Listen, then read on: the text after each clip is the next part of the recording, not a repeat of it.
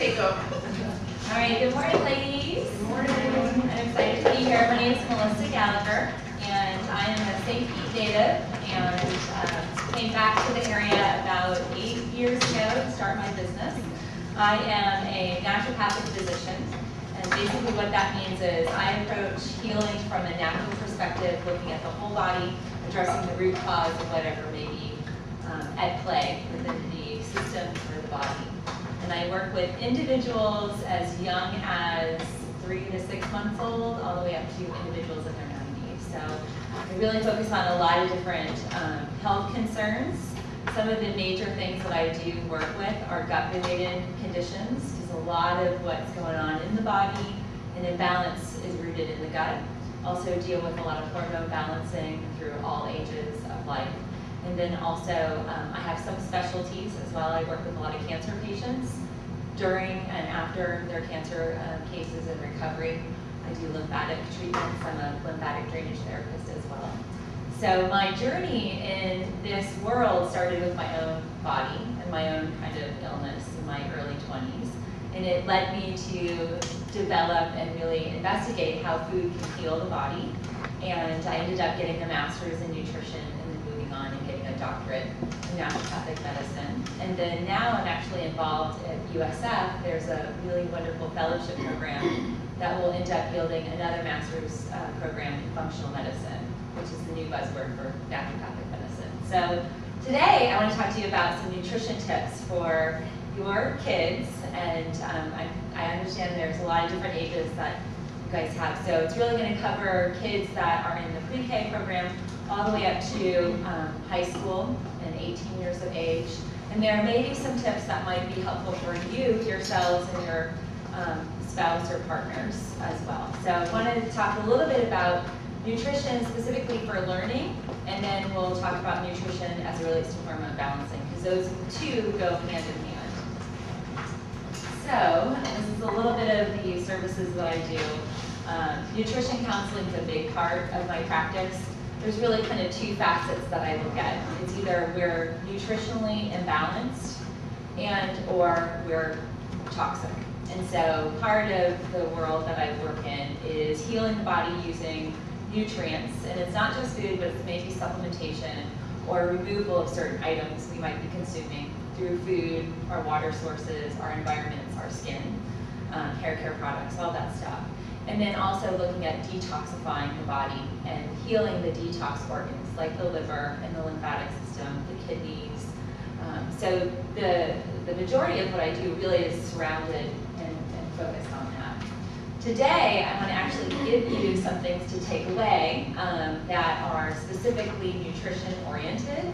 And then also I want to go into, there's more and more research, and it's partly mental health research, but there's a lot more acknowledgement and assessment of food as it relates to ADD and ADHD.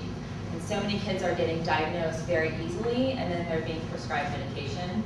I worked with one family recently, and they had an 8-year-old that is on the autism spectrum and also has been diagnosed with ADHD conditions. They wanted to give her an antidepressant to deal with it at 8. It's crazy. So there are ways to work around that. And so some of the things I want to impart are how to use food, how to use things that you can shop for and get, and how to really focus on things that will help heal the children's body. And then also really look at hormonal health. We're seeing now an alarming array of young children. We say more so girls, but it's boys as well. Children are starting their menstrual cycles and the prepubescent phase a lot earlier than when we were growing up. So we're seeing some development beginning at age 8 and 9. And it's minor, but it's the indicator that their bodies are getting too much exposure to hormones in our environment. So we'll talk a little bit about some of the exposure and how to limit that for the kids. A lot of the common complaints, and you may find that this might be common for your own children or your own child, fatigue's a big one. They're really tired, they're exhausted, and it's not just in the morning, but it's throughout the day. It's when they get home from school. inability to concentrate. Sometimes it's a brain fog situation where they just really can't recall, or they're kind of in a state where they're in a little bit of a daze. The other conditions usually come to indicate the body is presenting something that's going on. Sometimes they're puffy or swollen. You might notice puffy eyes, congestion from their nose, kind of crustiness around the eyes. That's usually an indicator of something inside the body. The biggest indicator for a lot of children is eczema and psoriasis. So you'll kind of see it around the elbows, sometimes the joints, the scalp line. Those tend to be indicators of gut stuff. So we can kind of talk a little bit about how to deal with that. The stressed out is very common. I'm working with more and more children and teens that are highly stressed, and they're taking on a lot. So they're taking on the stress of the academics, they're taking on the stress of their social world, and they don't necessarily know how to adapt to that. Like as adults, we've developed really great coping mechanisms, some healthy, some not so healthy. But ultimately, the children, they have a lot harder time, depending on their developmental age, in managing stress. And so for stress in children, it starts to manifest in causing some adrenal fatigue. Those are the fight or flight glands in the children. And so we actually are starting to see more and more cases of adrenally burnt out children. And that sets up this cascade for some hormonal imbalances when they get to that pubescent age. And then also headaches, sometimes poor concentration. They might feel down, a little depressed, but not clinical depression, but they just might not feel like they're complete with themselves. So if those are any common complaints, hopefully this will help. So this is a really great poll. It was done back in 2012. There was one in 2014 they've done pretty much the same thing. The biggest concerns for children's health is that they're not getting a lot of exercise. So we have a lot of kids, and I know the children here, they come home with a lot of homework and they've got a lot of things going on, and they might be running from one soccer game to piano lessons or whatever it is. And a lot of times the need for exercise is an emotional and physical release, and it's a stress reliever. And that stress over time helps, or minimizing that stress helps their bodies heal and stay balanced. The other thing that is a huge factor is childhood obesity. So we're seeing more and more kids with that kind of muffin top kind of thing going on. And they can, if you look at the children, their arms are thin, their legs are thin, but that midsection is holding a little weight. That's all food related. And so that's something that we can address. It's also somewhat stress related. Sometimes the way the body deals with excess stress, and it's also relevant for us adults, is to hold a little bit more excess weight in the midsection, because our core organs are here and we're protecting it by adding a little excess weight. Some of the other things, stress is number 6 on there. The good news is that if children exercise, they're less stressed. So that's a big factor. What I want to do is I want to talk a little, okay. So the 3 things, I want to talk about nutrition tips for kids. So gluten is a big buzzword right now, and it's a legitimate condition and a legitimate situation for a lot of children. With our school and packing lunches and snacks and kind of being on the go families, we find that a lot of children are eating a lot of processed foods and things that it's easy, pack and go, grab and go. And a lot of times there's gluten sources in the food. And for some children, gluten's okay, other children it's not. The sensitivities to gluten tend to be present if the children were from birth to about age 3.5, 4, if they had any series of ear infections, sinus infections, they needed medication, steroids, sometimes adenoid surgeries. Those tend to be the children that are a little bit more sensitive to gluten because of the gut. So the gluten tends to be a big factor for some children. And so if you're a little concerned about your child and kind of noticing some behavioral changes after eating some carbohydrate-dense foods like pastas and macaroni and cheese, really common foods for children, you may want to start to play around with the gluten element. Yes?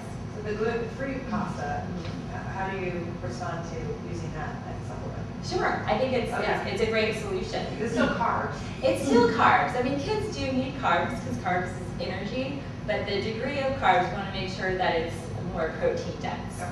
So if they are going to have a carb, we want to make sure they're getting more of their food energy from protein than they are from carbs.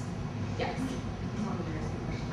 Right, so you know the gluten, they say, right, that all of the gluten is contaminated, but what if you're eating gluten that's, you know, like flour that's like that einkorn that they say is supposed to be so good? Is that like the same, is that what you're talking about? Well, gluten is gluten, however, However, clean or bad, yeah, so clean or not clean, gluten's gluten. And gluten essentially is a binding agent in certain foods. So it is what holds that pasta together, and it's naturally occurring.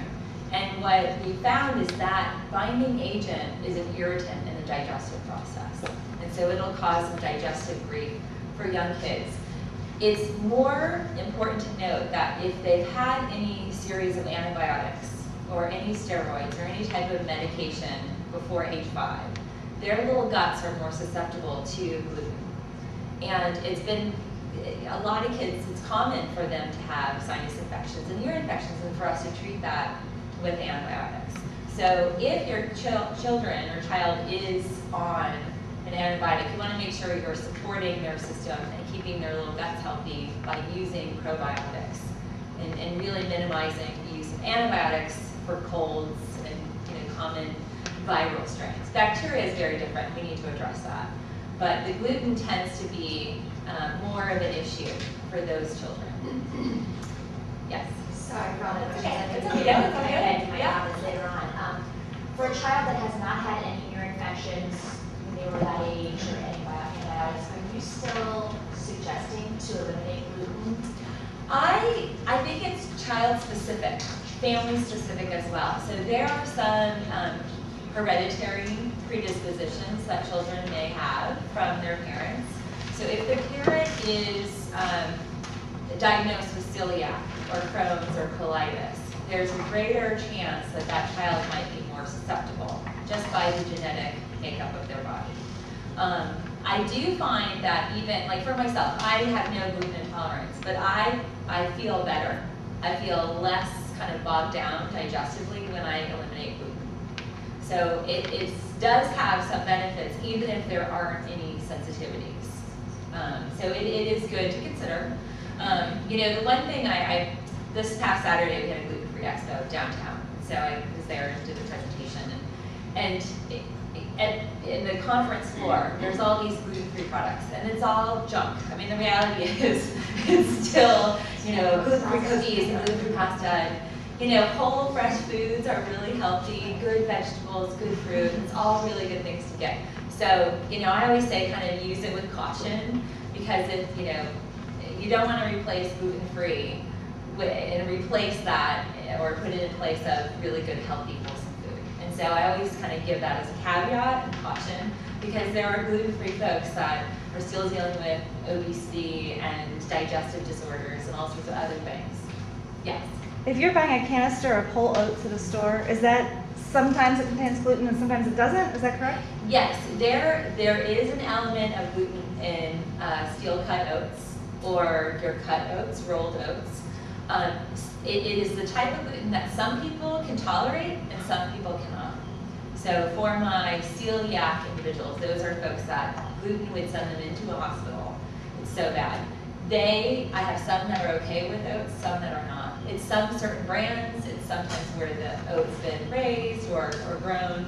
So we get really specific in those cases, but sometimes yes, sometimes no.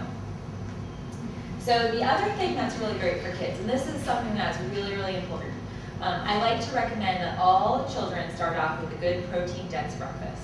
So no skipping breakfast, because that kind of sets up their body for the starvation mode that over time and into adulthood is not always the best. The best way to get protein in their diets, if you're running on the go, I love protein shakes, protein smoothies, things you can throw a lot of stuff in really quickly, throw some good greens. You can throw in spinach, they won't even know it, and you can add some blueberries and some bananas and some good, real rich protein dense powder. If that doesn't work, I always like to have a dozen boiled eggs on the go, ready to grab and run in the car and eat. So those snacks, protein dense snacks, also help them throughout the middle part of their day. And I know here there's snack times between 9:30 and 11. The protein over the long haul, it keeps their blood sugars balanced. So you'll find that their attention span stays the same. They don't have the ups and downs emotionally or socially with their blood sugar, because protein is sustaining. It takes longer to digest, and that's one of the reasons why it keeps them more alert. Yes? There are so many kinds of protein powders. What is the kind that you think is best? Yes, that's a good question. So their whey is a really common protein powder. It's W-H-E-Y. Whey is dairy milk oriented. I actually like, for children, dairy can sometimes be an issue. So I tend to deviate from whey. I like to go with hemp and pea proteins. There are some really good raw proteins that have more of those kind of vegetable or vegan protein sources. So those are good to try out. Is there a brand you like? There is, I can't remember the exact name of it right now, but it is, it's a raw and it's like the pyramid. Oh yeah, I know. Yeah, I can't remember the name of it right now. But that's a good brand. I love Rollin' Oats sometimes, but like Whole Foods, you can get little samplers, even at Earth Origins. You can get the little sample packs to kind of try and test. Some are great, some are gritty and grindy. A lot of adults as well as kids will have issues with the texture, so you're gonna have to play around with it. But I do like more of staying away from whey, going more into hemp. Hemp's a really good protein source. Pea protein, those are really good. And kids tend not to have any type of allergy to hemp or pea, so you're pretty safe on that. So the third thing is sugar is a huge issue for kids. And we actually see cases where just eliminating sugar or downsizing the amount of sugar per serving can actually enhance their focus and improve their grades. And what I like to say, and this is a staple for adults and kids, but definitely for children, no more than 5 grams of sugar in any type of meal or product. So if you're looking at your cereals or your snack packs, you want to look and see to make sure it's 5 grams or less. Many of them will be in the 20, 30. I'll tell you this, that a thing of Coke is about 43 grams of sugar. Some of these protein bars that are healthy are 35 grams. So even though it's got protein and it's being packaged as really healthy, it still is crazy high on the sugar scale. Even yogurt has that. Oh, yogurt's, yeah, crazy. Yeah. Your best bet with yogurt is to go plain yogurt and throw it in the smoothie and throw in real fresh fruit. If you want to sweeten up, a little honey is fine. And honestly, the fruit itself is sweet enough, and it's so much better. Minimize all those additional additives. And the sugar sources too are a big factor. So, when they are consuming sugar, I'd rather them have a raw cane sugar versus the fake sugar. The sugar alcohols aren't really that helpful. The sugar really can cause a lot of gut stuff, a lot of gut imbalances. It can cause lack of concentration. It really, the big factors are on this blood sugar up and down. And that we're seeing more with links with obesity. We're seeing more and more kids being diagnosed pre-diabetics at age 10, 12, and then they're now at teenager level, they're getting insulin injections because they're diabetics. It's crazy. Yes. What about agave? Agave, I think it's too high glycemic. Yeah, I'm not a big agave fan. Yeah, and honey, I like Stevia? Stevia in the raw. Stevia raw, the liquid stevia. Yeah, and they have liquid root, they have root beer flavors and stuff like that. You can kind of play around with that. Flavored, there's kind of fizzy water for kids. But yeah, stevia, as long as it's in the liquid form. Yeah. But honey's a great, I like supporting local honey because if kids have allergies, the local honey is really good for that. It's a good natural sugar source. But the snacks are a big factor. They have a lot of sugar. So kind of going back to the whole gluten thing, there's this thing we actually call grain brain. And there's this doctor actually that has some really great books and workbooks. It's actually called Grain Brain, this book. But basically, our diet traditionally is comprised of a lot of gluten. So we have breads, that's gluten. We have pasta, it's gluten. A lot of the snack packs, cookies, all that stuff's really gluten dense. And it's not necessarily the gluten, but it's the density of it. We're just consuming a lot of it. What gluten does is it actually causes inflammation. So when kids are inflamed or our guts are inflamed, it affects the whole body. So the immune system is weaker, concentration goes down, energy goes down. So minimizing inflammation overall in the body is one of the reasons why we look at eliminating gluten. Inflammation ultimately is the root of all degenerative diseases, heart disease, cancer, arthritis, autoimmune disorders. It's all from inflammation. The other thing, especially with children, their brains are still developing. So up until about 16, 18, you want to be fueling your child with as much good nutrients as you can get into their diet, because that helps affect the neurotransmitters. So the way their brain is processing signals from other parts of the body, it keeps it healthy and it keeps it balanced. Gluten actually interferes with that whole process. So down the road, we'll see children developing into 30-year-old, 40-year-olds with some issues health-wise. Sometimes we can now go back and look at the gluten factor. But it's gotten worse. Like, our food has gotten worse. When we were growing up, it wasn't as bad as it is now. So it's even more important to be really conscious of food. Yes? If you're trying to track this in your child, and let's say you're doing low gluten for a while, and then one night you sit down and have pizza, are you looking for a response 2 hours later, or 8 hours later, or 20 hours? Like, Yeah, when does that? It's going to be all in that time frame, depending on how sensitive they are to it. In 2 hours, you're going to know there's a heightened sensitivity. So if they develop a headache, they get any type of mucus or nasal congestion, stomach pain, indigestion, usually within 4 to 6 hours, you're going to get more of that lower gut stuff. Sometimes constipation can be a factor, so we might be seeing that at the 18, 20-hour level.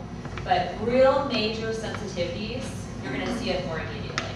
Now, I have some young clients and adults that if they eat gluten, and soy sauce has gluten in it, so that sauces are a real big factor. So people eliminate, and then the sauce is a bad thing.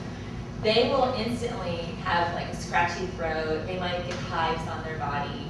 So there's certain things, you might actually see the skin color change a little bit, a little splotchy. Sometimes they'll have like a little hot flash.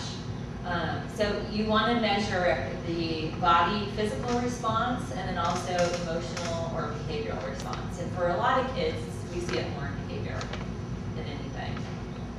But it's a good way to measure. We talked a little bit about the blood sugar imbalances. That over the long haul is not best metabolically. And so if we can balance our blood sugar, keep protein level in the body, we'll have much better metabolic process in the entire body. But the big issue with grain and the gluten is that it sets up the body for a condition called leaky gut syndrome. And basically, when we're consuming a lot of gluten products, it causes these little small microscopic holes in the small intestine. And that small intestine is where we're absorbing all of our nutrients, our micronutrients and macronutrients. And it's how we're absorbing all of the goodness from our food. When those holes develop, some of the food particles actually get absorbed into the bloodstream. So it's not like it's leaking, but there are holes, and the food particles that get into the blood, it then develops something that we call systemic inflammation. And so that's where we see more and more kids with the nut allergies like food allergies, literal allergies where you're carrying an EpiPen, or all of a sudden they're eating clams one night and boom, they turn red, or the tips of the fingers turn red. That's indicative of that leaky gut. And there are great ways to heal the leaky gut through good nutrition. So those some of the things I recommend is going paleo. That's more of that protein-dense program. And this is kind of an identifier of what you see. So you get gluten, you get that leaky gut, you get the mineral and vitamin malabsorption. So you're investing a lot of money in organic food, you might be giving your kids a lot of great supplements, but they just don't have the ability to absorb them. And so that's a major issue. It develops into autoimmune and immune issues, and they're not able to heal. The biggest issue is that we have the altered gut bacteria. So the digestive system has a combination of good, healthy bacteria and bad bacteria. We need a combination of both. What happens is the gluten feeds the bad, and it gets a little overwhelming and kind of takes over the body. Some of the things that kids will say, and I see this with adults, they'll have itchy in their ears. If their ears are really itchy, or like itching at their ears, that's usually an indicator of some of that gut bacteria. And you may see it more after a round of antibiotics, super common. So just supporting their body with some good probiotics will be helpful. So with nutrition and ADD, ADHD, gluten's a big factor. So that's one of the things. We will eliminate all gluten. We will eliminate as much of the sugar from the diet as we can. We'll also look at balancing the gut. So I do a lot of gut testing, and I think there's some info over there about it. I want to look at parasites. That's a huge factor for young kids. And it is present. You know, if we are eating fresh fruits and vegetables and they've been shipped in from Chile or any other country, there's definitely a risk. If you've gone on cruises or gone international with your kids, there's definitely a risk factor as well. So parasites do exist, and about 90% of us at some point in our lives will have them. For kids, it becomes a little bit more problematic. Their systems aren't built like ours fully to support and to get rid of the parasites. So sometimes they need some extra help. And then that yeast, that systemic bacteria, overgrows and gets into their system. It can cause a lot of grief. But with ADD and ADHD, the other thing that they're sensitive to are a lot of food dyes and additives, colorings, preservatives in the foods. So a lot of times when I'm working with my clients, we first do an elimination diet. Right, give them a list of these are the things you want to avoid. Some of the colors set some of my kids off. Like this one child, he was 4, and he was acting out of his pre-K. He was going to be kicked out of his second program, and his mom was freaking out. And as we looked at his diet, he loved orange juice. And it was this particular type of orange juice that they added orange color. And it was the orange color. I mean, orange juice is orange. We need it to be a specific bright orange, you know? So, and you don't even see it in the bottles, you know, half the time. So kind of find out it was the orange dye that was setting him into a tizzy.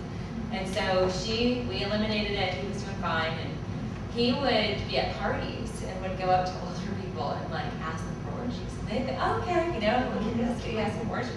They'd pour orange juice in 20 minutes. He would have a meltdown. And so she was able to demonstrate to her in-laws that in 20 minutes, this is what he looks like. And he was like a Tasmanian devil of like, blah, like complete meltdown. Orange dye. I mean, it's insane. So a lot of times it's working with what they're consuming, kind of figuring it out. But for him, that set him over. You know, when you think like orange juice, it's everywhere. It's, you know, we're serving it in our schools, we're serving it in our, you know, breakfast items. It's crazy. So there are little things out there that for some kids are a little bit more sensitive.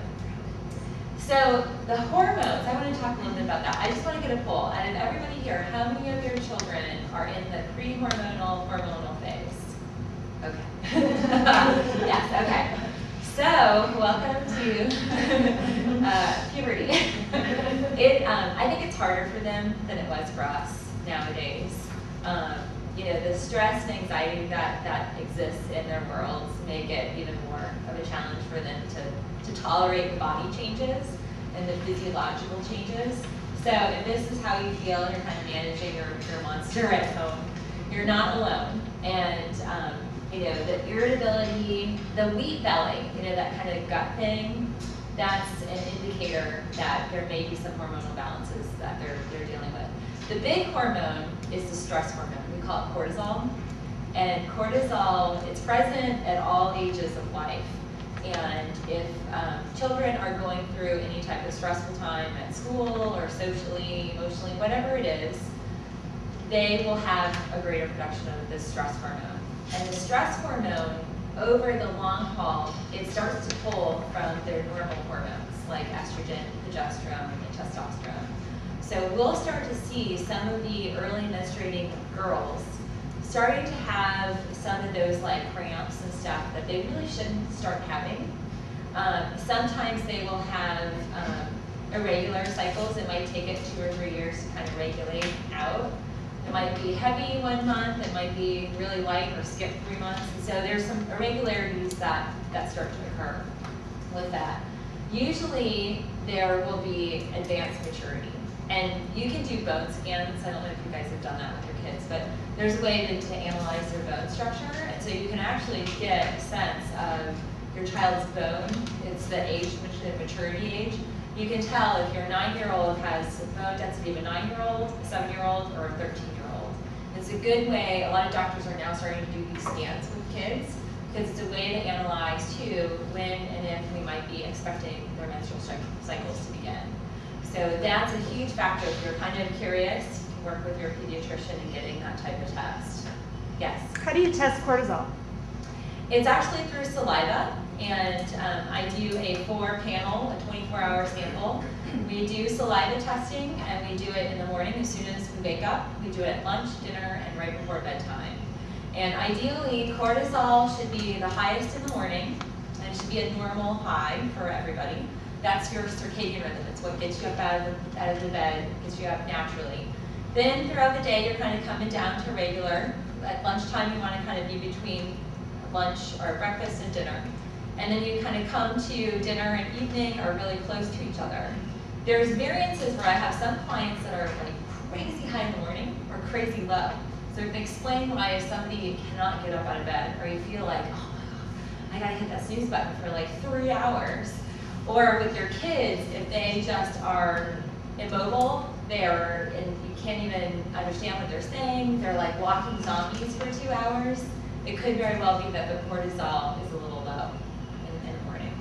This So, is boys and girls. Boys and girls, yeah, it's applicable to boys and girls, adults, so if you or your spouse is feeling that way. The other thing too is the cortisol at night is a big factor. So at night, right before bed, it should be the lowest at its lowest point. Many times because of homework and activities and things like that. So like if we work out or do soccer or play any type of sport and do any fitness training at night, there will be naturally a cortisol spike because that's the way the body manages that stress. And with kids particularly, what we're seeing is the evening hours of working out, doing their games and stuff like that, and then homework. They'll have higher cortisol right before bedtime. So then it sets them up where they're having either a little insomnia or they're waking up throughout the night, and then they wake up not feeling rested. So they might be spiking too early. And so that's a good way to see if you're noticing that your child's really tired or is complaining about fatigue. We want to see what's going on at nighttime to see if their cortisol is starting to go high. And two, for adults, many of my clients, they're on these roller coasters. Like they're way high and they dive down at noon. And it explains why they're feeling really fatigued. Or they go really high at night and they can't sleep through the night. Or it's backwards. So you kind of feel like you're naturally at your highest point at 11 a.m. and then you're pretty much dead to the world the rest of the time. So the cortisol is it's helpful in testing for all ages and getting the sense of the hormones. But for kids, particularly with everything that they have going on, it's really helpful to identify specifically where they're at so that we can balance it out sooner than later. So the fatigue's a big part. And teens, preteens, they're going to be fatigued anyway. So you kind of want to measure like what's normal fatigue versus irregular fatigue. Yes? So when you talk about balancing out, what do you do to do that? Like how would you balance out cortisol? Yeah, well, it depends on where it's my approach for everybody that I work with is individualized. So every number is going to be very different. Sometimes it's food oriented. A lot of times I'm using certain herbs to help balance the body. In really severe cases, like many of my oncology patients, they have really outrageous cortisol because of the stress of radiation, chemo, and their body's really gone through a lot. In those more severe cases, I might use some glandular products just to kind of help support the body for a very short period of time. But a lot of times it's herbs. I actually have one compound that I really hope it stays on the market. It's an amazing compound that lowers or increases cortisol depending on when we need it. So if somebody in the morning is 5 points above where we want them to be, I'll have them take that right when they wake up and it'll bring them down. And the experience of balancing cortisol is pretty amazing. Like it'll alleviate a lot of those symptoms of feeling fatigued, brain fog, kind of forgetful. Like if you get home, you put your keys down and you don't remember your keys, or sometimes you're like, how did I get home? You know, like I'm just driving. You know, it really kind of helps you become a little bit more alert, and that actually makes a big difference. So, but with kids particularly, you'll notice behavioral. They'll be a lot happier, more balanced, less temper tantrums or kind of meltdowns, particularly in those stressful times. And it's great during school because we're seeing that the performances are improving in school, their grades are improving, so their teachers will comment that the children are a little bit better focused. So there are two really super easy, super simple ways to kind of help balance your children's hormones. The first and most important way is if we're consuming any meat, animal-based products, is to go organic and free range. I know that a lot of kids are eating chicken, and personally I'm not a huge fan of even the organic free range chicken. I think there's still risk factors for hormones. So if you do consume a lot of chicken, there's alternatives. So I like to get buffalo meat, ground buffalo, buffalo steaks, and things like that in their diets. It's really rich in iron, so it's great for our young kids. It's great in its lowest, it's actually lower cholesterol than chicken. So it's super, super lean, super healthy. And when I look at food, I'm always thinking about what is my food eating. So with chicken, they're eating a lot of soy and corn products. With buffalo, they without a doubt, they're eating grass. And so grass is much better for their makeup, and they're actually eating other herbs as well that help balance hormones. So go definitely organic, that's one of the first things, particularly with meat. And then the second thing is milk's a big factor. So, Walmart actually, I think a year ago, went through this whole thing where they changed all of the milk that they're producing and selling. It's now hormone free. So when Walmart makes a big change like that, there's something going on in our world. So nationally and internationally, Walmart made a change. And it's indicative that milk, dairy products are very, very high in hormones. And that's our, half and half, our creamers. So when we're making our baked goods and things like that, switching to either an organic milk product and or an alternative like almond or coconut milk, and even hemp. And there's flax out there too. Rice milk's good, yeah. Some kids, it's gritty. So it has more of that, I don't know if you guys have ever had it. Sometimes it's got a little bit gritty. So with children, they're not a big fan of rice, but it is great, yeah. Yogurt. Way over here. There's actually a coconut milk yogurt. What do you think? That's really good. I'm sorry? Yeah. I'm always looking for something. Yeah, yeah. So I'm a huge fan of our downtown safety market. And I know we have just a few more weeks while it's here, but there's a vendor, the dancing goat lady. It's great. She has great eggs. Like her little chickens are running around, they're eating grubs, and they're like this beautiful orange color. Awesome eggs. But she also partners up with another vendor, and she sells fresh and it's raw kefir, goat kefir, cow kefir, goat milk, and it's raw goat milk and raw cow milk. And that product is excellent. And the kefir is like this kind of liquid yogurt. That's a really good base for some of your smoothies. You can use it as a baking alternative versus the milk. But in that, you're getting a lot of good grass-fed nutrients, and it's not, it hasn't been leached of its enzymes. So for my dairy intolerance and the kids that have milk casein allergies, they're totally fine with it because it has everything it needs to be consumed and digested properly. When you can't do that, in the summertime, it's not as readily accessible. Roland Oats is having a much broader, they're bringing in more vendors from New York. And New York, there's a lot of great dairy farmers up there that are feeding their cows fresh and they're letting them roam around. You can find some really good yogurts with the cream on the top, and it's really good. And that is the plain, you can add nuts and berries and stuff like that to flavor it up. But that kind of route is where I go. So, milk isn't necessarily the enemy, but it's the pasteurizing of it, and then it's also the hormones. And so if you can avoid those, you can still keep milk and dairy in your diet, just with, a little bit of a twist. So those are two big things for kids with hormones. And you'll notice a big change. We've been able to have some of my kids that are 8.5, 9 are starting that menstrual, that pre-pubescent phase. I've actually been able to delay it by 2.5 years by just those two changes. So it's very effective. And then, for testing, what we do, the first thing is the food elimination, kind of talking a little bit about removing, various things from the diet. That you can do at home. You kind of look and see what they're consuming, see how they're reacting, and then start to make assessments. I'll tell you, as mothers, your intuition is on point. You know your kids, that mom intuition really is right on the mark. So start with that. Then if you find that that change might not be the most effective, or you're not noticing major changes, then you can start to go into testing with the foods. If there's any allergies, or we can test the sensitivity to gluten and eggs and soy in their blood or in their saliva, and really get a sense of what's going on. And then the cortisol test is a really good test to look at doing, just to balance out their sleep cycle, help support their hormones and their stress levels, lower them so that they're more capable of having balance within their body. Those are really 3 kind of good starts. But the first one is using your intuition and working at home and starting to do that elimination. So, does anybody have any more questions?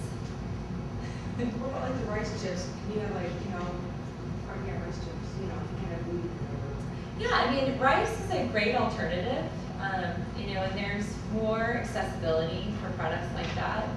I say with any of these processed, especially the gluten-free, read the labels, because there's still junk in there. And it's sometimes more horrifying, the gluten-free versus the organic and no GMO. So this is one thing I will tell you guys.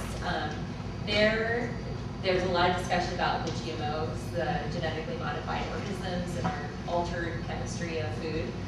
When it says organic, you are guaranteed that that is not a genetically modified food. So there's a big but. A lot of people are going just straight no GMO, and it's not always an organic-oriented product. So when it's organic, you know that it is preserved in its essence as a whole. And then I'll tell you about a really great event. I'm the St. Pete ambassador for a really awesome documentary that's coming out. And I've become friends with the producer and his wife. They're natives of Seminole, and he is an FSU alum, so we have a little share on that. But it's a documentary. It's called Pure Plant Nation. And if you do hashtag searching, Pure Plant Nation is the name of it, on April 12th, so next Sunday, they are doing a rally at Williams Park, and there's a pre-screening, so you can buy tickets to watch the movie, the documentary. It's a continuation of his first documentary called Forks Over Knives. I don't know if you guys have seen it. And Forks Over Knives is based on the book that was authored by, there are 2, a scientist and a doctor. Dr. Colin Campbell will be here in St. Pete. He will be doing a question and answer after the movie and the screening. They'll be at the rally. And essentially it's an assessment of looking at how accessibility of fresh food and good wholesome food is available to us. And what they do is they go into the legislature in Kentucky, and they go into rural Kentucky and see that there are needs for kids and socioeconomic issues are at play. And basically this documentary details this whole process of getting a bill on the floor and seeing the legislative process work against it, and how the lobbying of big food and the big industry works against our process. So it's a really great documentary. It's really exciting because here locally, it's all grassroots.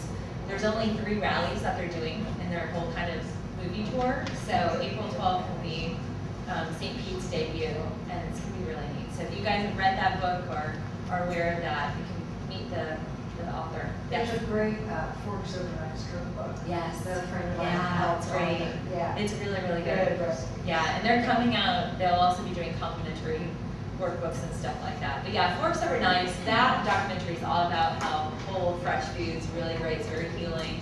A lot of times we can reverse some of the diseases and illnesses people have by just consuming fresh products, fresh, available, local grown vegetables and fruits. So it's really great. Well, I thank you guys for letting me be here. Thank you. It's been a pleasure.